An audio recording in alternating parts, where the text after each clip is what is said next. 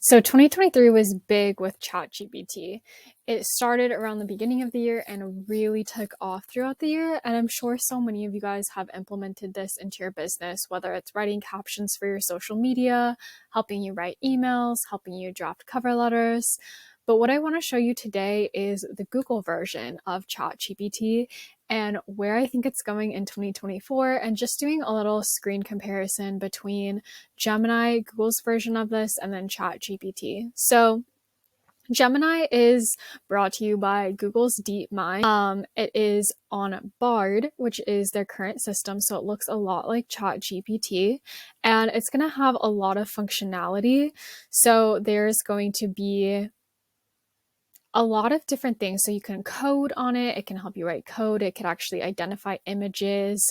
It scores really well on testing right now. There's going to be a few different models, but today I'm really just going to show you the current model of Bard versus ChatGPT and the functionality between it. So if you go over here to little puzzle piece, these are the extensions that Bard actually connects with and makes your life so much easier because it's through Google. And most of what we do in business, at least for me, is through the Google Workspace. So things like docs, sheets, slides, we have Google Maps.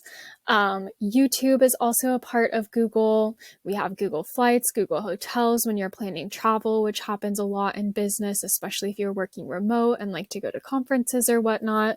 So I'm just going to explore some of these functionalities and then compare it to if we type the same thing in ChatGPT, what happens. And I would love to know at the end of this video which system you guys prefer. So let's go ahead and start with Google Flights. So let's say I'm going to book a trip to Paris. So I'm going to come in here and say, can you find me a flight to Paris in February 2024 from San Francisco?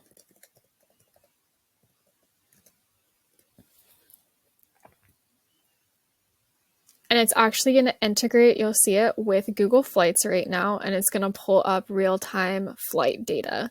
So round trip, San Francisco to Paris, departing on February 10th and returning on February 12th.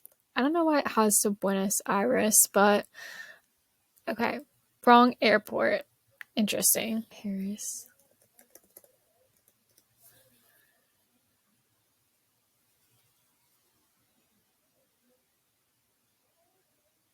Interesting.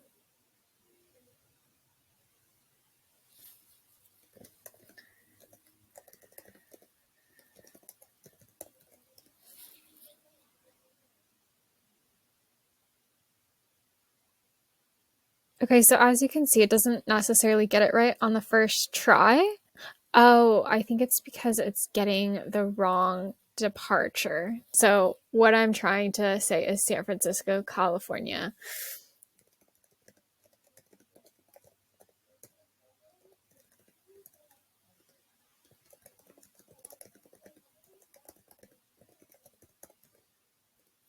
Okay, that is what was going wrong.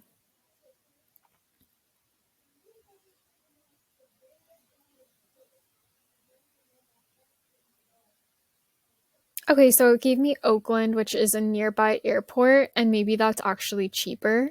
Oh, and some of them are from San Francisco. Okay, so it's giving me flights from San Francisco to Paris, which is really cool that I could see live flights right here, how long it's going to take if it's nonstop, the exact prices. And as you can see, it did take a little bit of iteration to get there and just prompting the machine.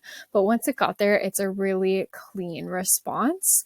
So now I'm going to enter the same exact thing into ChatGPT and see what it says. So I'll start with the original. Can you find me a flight to Paris in February 2024 from San Francisco? And before, as we can see, it was going, I don't know why it was so confused, but like I said, it just took a couple different promptings to get here, but this was the end result. So let's try it on ChatGPT now. And what it says is I can't directly book flights, but I can guide you on how to find one. Websites like Expedia, Google Flights, Skyscanner, or the airline's official websites allow you to search for flights. So it does give me resources, but I still have to go do the legwork of going to Google Flights, where this one kind of just came up with one. If I needed it real quick, I could click on this and it's going to take me right there to purchase the flight, which is exciting. Even though there was kind of some errors in there, it still made it a lot simpler for me to find a flight than on ChatGPT. So that's just one example. Now let's go back to the extension and try hotels. So let's go ahead and say, can you find me a hotel in New York City for January 20th? So it's going to pair with the hotels, I believe.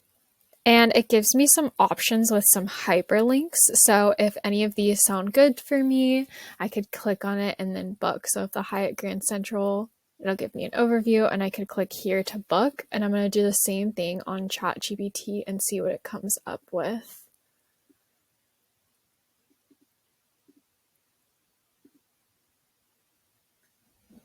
I'll start a new chat here. And again, I can't make direct bookings, but I can help you find some great options. So as you could see, it's a very big difference there. All right, going back here, Google Maps. I'm not going to do that because I don't really want to share my location right now. However, what I do think happens on Google Maps is if you say like coffee shops near me or whatnot, it'll give you some options. So I'll let you explore that on your own. But what I think is so cool is the Google Workspace. So what I could say is sum up a doc.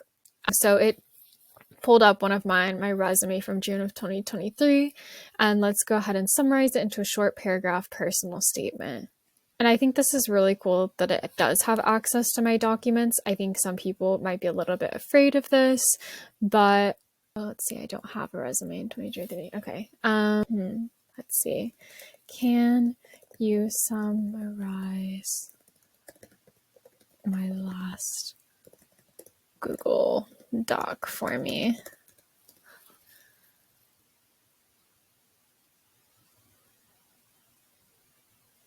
That's funny. I thought it. Okay, yeah, we could do my resume from 2022. Okay, so it already summarizes it. It's a resume that summarizes your work experience and skills. You have experience in social media marketing, sales, financial advising. You're a skilled virtual assistant.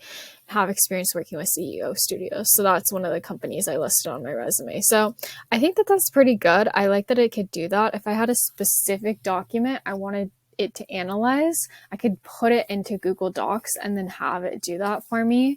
And also, like, I think we know the feeling when we lose something and we're trying to find it. And I think this will really help stay organized in the Google Workspace. So I'm particularly excited about this feature. Obviously, there's no way for me to type that into ChatGPT because it's not integrating with my Google Workspace. So Bard is really cool in this direction. All right, and last, YouTube. So it actually will search YouTube, and let's do a comparison of Bard versus ChatGPT on this. Okay, so can you help me find YouTube videos about the best books of 2023?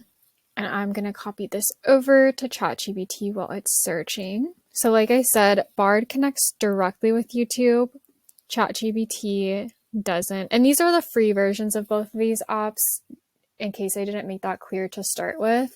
So this is the free version of the Google side, and the other is the free version of ChatGPT. I know if you get the paid versions, they could do a lot more, but I'm kind of talking to the average consumer here who maybe doesn't want to put a ton of money into it right away, but wants to start using AI to better their business.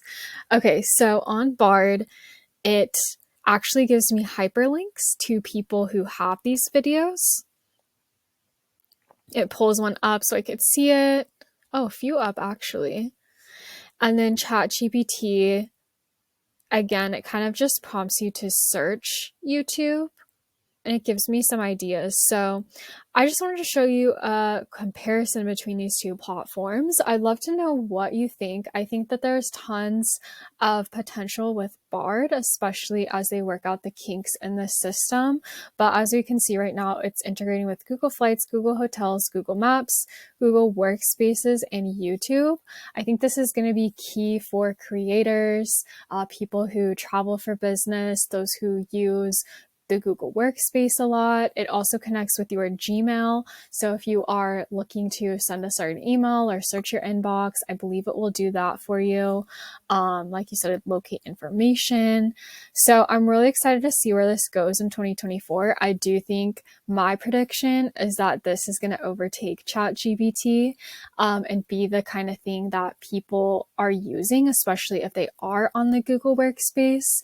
And ChatGPT, I think, is still really great as well. I think it could probably, I don't know if it could write better, but I know it's probably more versed in certain areas. So super exciting to try this out. Again, this new platform is Google DeepMind under Gemini, and it is the Bard extension. And they are still doing studies. They're still optimizing this platform, but I think it's come together really well so far. So I'd love to hear what you think in the comments. If you're going to start using this, I'm definitely going to start using it, especially integrated with my Google Workspace and YouTube to get ideas for videos and just connect me to the right resources. So thanks so much for watching, and I will try and make some more AI related content. So subscribe if you want to see more of that, and then like this video if you feel like you learned something, and hope to see you in the next one.